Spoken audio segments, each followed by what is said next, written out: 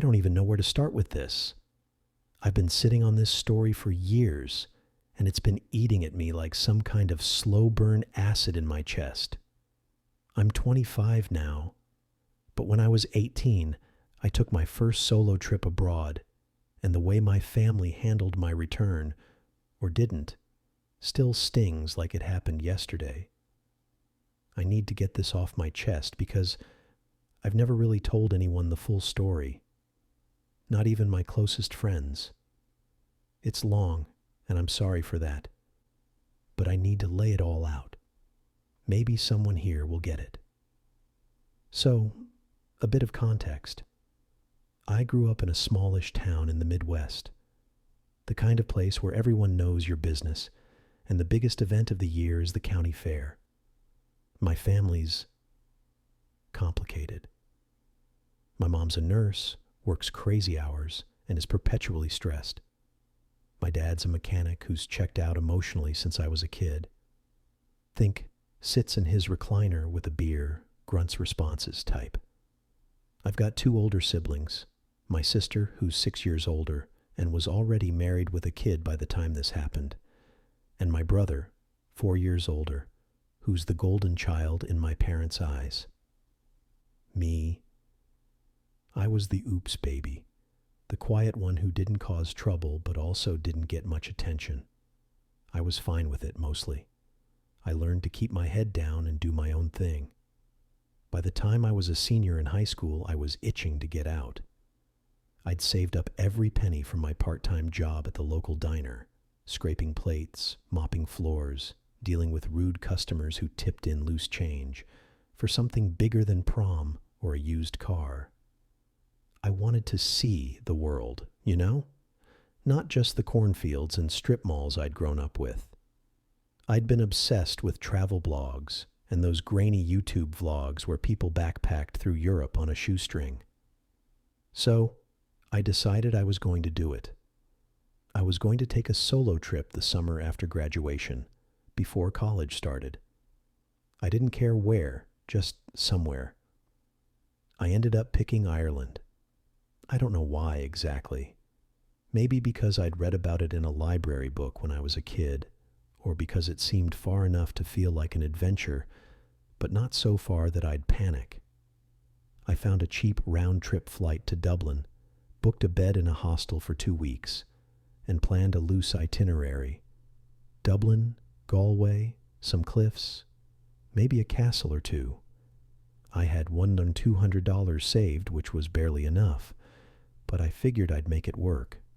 I was 18, dumb, and full of that invincible feeling you get when you're young and haven't been kicked in the teeth by life too many times yet. Telling my family was the first hurdle. I waited until dinner one night, when everyone was in the same room for once. I was nervous, my hands sweaty under the table. But I laid it all out. The flight, the hostel, how I'd been saving for a year. I thought they'd be proud, or at least curious. Nope. My mom looked up from her plate and said, "That's dangerous. You're too young." My dad just snorted and said, "Good luck with that." My brother rolled his eyes and muttered something about how I'd probably get mugged. My sister didn't say anything, just kept cutting her toddler's chicken nuggets. That was it. No questions, no encouragement, just dismissal. I left the table feeling like I'd just confessed to robbing a bank. I went anyway. Screw it, you know? I wasn't going to let their apathy stop me. The trip itself was a blur of highs and lows. Dublin was overwhelming, loud, crowded, but electric. I got lost my first day and ended up in a pub where an old guy bought me a pint and told me stories about the Troubles. I took a bus to Galway, where I wandered the streets, listening to buskers and eating fish and chips so greasy it soaked through the paper. I hitchhiked. Stupid, I know. To the cliffs of Moher, and I'll never forget standing there, wind whipping my hair, feeling like I was at the edge of the world. I met people in the hostel. A Canadian guy who taught me how to roll a cigarette. a German girl who cried when she talked about her ex, an Aussie who snored so loud I didn't sleep for 2 nights. I felt alive, like I was finally the main character in my own story. But it wasn't all romantic. I was lonely sometimes. I'd call home every few days, collect calls from a payphone because my prepaid phone didn't work half the time. Mom would answer, sounding distracted, and say stuff like, "Oh, you're still there. Be careful." Dad never got on the phone. My siblings didn't even ask about the trip when I mentioned it. I'd hang up feeling like I was shouting into a void. By the end of the 2 weeks, I was exhausted, broke, and ready to come home. I missed my bed, my mom's meatloaf, even the sound of my dad's stupid TV shows blaring through the house. The flight back was long and cramped. I landed at O'Hare in Chicago around 7 p.m. on a muggy August evening. My plan was simple. My family would pick me up, we'd drive the 2 hours back home, and I'd crash for a week. I'd told them my flight details a month before, confirmed it again when I called from Dublin a few days earlier. Mom had said, "Yeah, okay, we'll be there." I didn't think twice about it. I got off the plane, jet-lagged and smelling like airplane food, and made my way through customs. My backpack was digging into my shoulders, and I was clutching a plastic bag with a duty-free bottle of whiskey I'd bought for my dad as a peace offering. I walked out into the arrivals area, scanning the crowd for my mom's familiar face or my dad's beat-up Ford pickup. Nothing.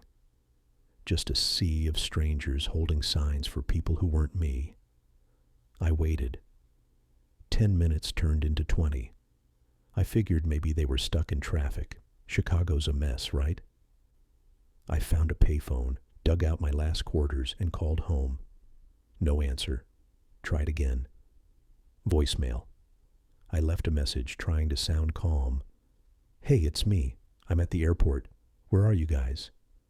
I sat on a bench watching families reunite, couples kissing, drivers holding up iPads with names on them. An hour passed. I called again. Nothing. By this point, my stomach was in knots. I was 18, but I felt like a lost kid. I didn't have a cell phone, just a prepaid card that was out of minutes. I didn't have enough cash for a cab or a bus, and even if I did, I wouldn't know where to go. O'Hare's huge, and I was too overwhelmed to figure out the public transit system. I kept telling myself they'd show up. They had to, right? They were my family. 2 hours in, I started to panic.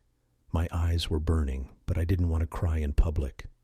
I walked laps around the terminal to keep myself busy, dragging my backpack like it weighed 100 pounds. I kept checking the payphone, hoping for a message, but there was nothing. By 10 p.m., the arrivals area was thinning out. The airport felt eerie, too big and too quiet. I sat down on the floor near a Starbucks that was closing up, hugged my knees, and let myself cry.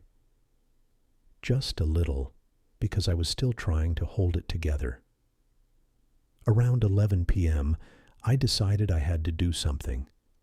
I went to an information desk and asked if they could page my parents. The lady behind the counter was kind but tired, probably used to dealing with stranded travelers. She paged them twice over the intercom. "Mr. or Mrs. last name, please come to the information desk in Terminal 5. Nothing. She gave me a sympathetic look and said, "Honey, do you have anyone else you can call?" I didn't. My sister lived an hour away, but I didn't have her number memorized. My brother was probably at some bar. My friends were back in my hometown, and I didn't even know how to reach them. I ended up spending the night in the airport. I found a corner near a gate that wasn't too busy, curled up on the floor with my backpack as a pillow, and tried to sleep. It was cold, and the announcements over the speakers kept waking me up. I felt so small, so envy. I kept replaying the trip in my head, wondering if I'd done something wrong, if I'd pissed them off by going in the first place. I thought about the whiskey bottle in my bag, how I'd pictured giving it to my dad and maybe getting a good job kid for once. Stupid. Morning came, and I was a wreck, hungry, stiff, and humiliated. I scraped together some change and bought a stale bagel from a kiosk. Around 8 a.m., I tried calling home again. This time, my mom picked up. I was so relieved I almost started crying again. I said, "Mom, where were you? I was at the airport all night." Her response, "Oh shoot, I forgot.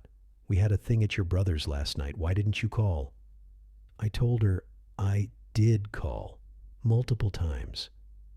She sighed, like I was being dramatic, and said, "Well, your dad can come get you now. He's got work at noon, so you'll need to hurry." I waited another 2 hours for my dad to show up. When he finally did, he didn't apologize. He just said, "Traffic was bad," and grabbed my backpack to throw it in the truck. The drive home was silent except for the country station on the radio. I kept waiting for him to ask about the trip, but he didn't. When we got home, my mom was at work, my brother was asleep, and my sister was off doing whatever. I gave my dad the whiskey. He looked at it, said, "Huh, thanks," and put it on the counter. That was it. I didn't bring it up again. What was the point?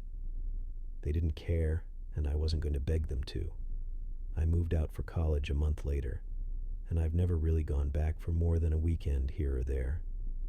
Things with my family are fine, I guess. Surface level. We talk at Christmas, birthdays, whatever. But that night at the airport changed something in me. I realized I couldn't count on them. Not really. I had to figure out how to count on myself. Looking back, I'm proud of 18-year-old me for taking that trip. It was messy and scary and amazing, and it showed me I could do hard things. But man, it hurts to think about how alone I felt coming home.